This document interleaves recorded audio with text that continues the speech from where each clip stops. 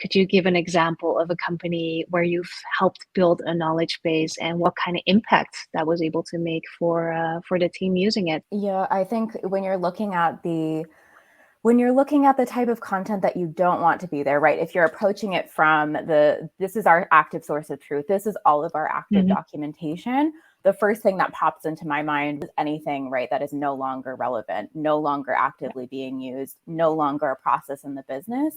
And that's part of that building structure, that strategy that we're talking through is when you're thinking about how you're structuring your information, what are you going to do with it when it's no longer relevant or when it's no longer accurate? Because if you're getting people excited, you're charged up and ready to go, Niall and I are there and we're cheerleading and championing our systems. And then they go in and they have a bad search experience, or they find a page or a document that is no longer accurate. They trust that, and then something goes wrong, something goes awry.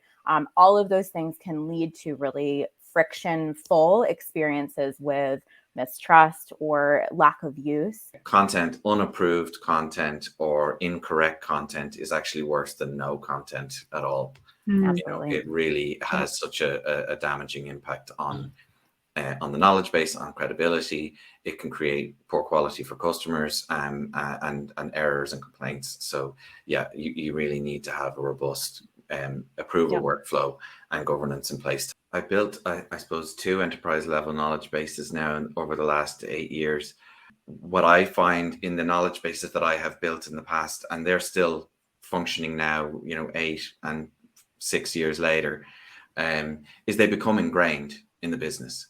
And eventually, without it, the business wouldn't be able to operate. So that's a huge benefit and a key. So everything becomes ingrained within that kind of brain that becomes the knowledge base. And that's probably the biggest indicator of success, is that reliance. Thank you both. Thank you both so much for